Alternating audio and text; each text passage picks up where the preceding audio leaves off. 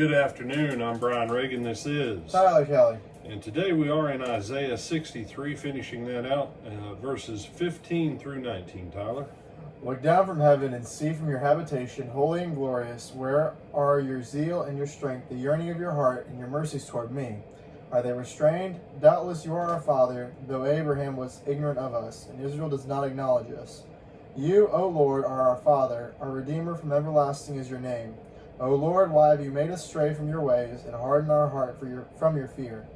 Return for your servant's sake, the tribes of your inheritance.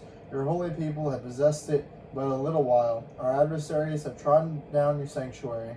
We have become like those of old, over whom you never ruled, those who were never called by your name. All right. So, a couple ways that you can take this passage. There is the very limited sense that if you're reading and understanding this as a contrast between Judah and Israel, then the statement, Israel does not acknowledge us, because the northern 10 tribes, of course, they didn't recognize the legitimacy per se of the southern tribes with that civil split after the death of Solomon. But in a larger sense, if you see the scope of what's going on, those that repent, but extend it out further, that this is looking forward to the nations coming into the kingdom. Abraham was ignorant of us. Well, of course, he didn't know how many generations his children and grandchildren would be. Israel does not acknowledge us, but you, O Lord, our Father, our Redeemer from everlasting, our Redeemer from everlasting is your name, looks to a larger realm than just the tribes of Judah. And again, the appeal is go back to way back in the day. And how far is he wanting them to go back? Well, I'm reading this that he's saying go back even before Israel was Israel.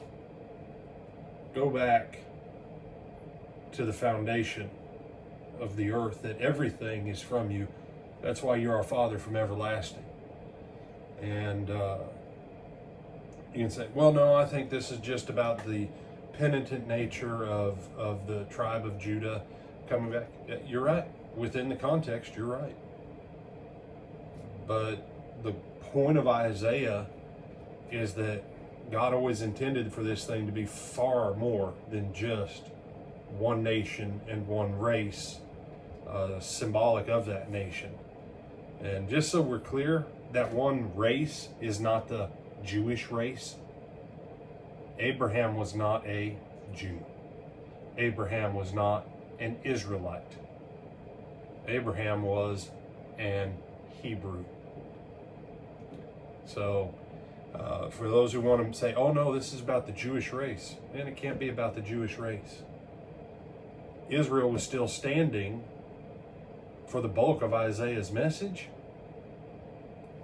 The Jews really didn't become the Jews until the Babylonian captivity.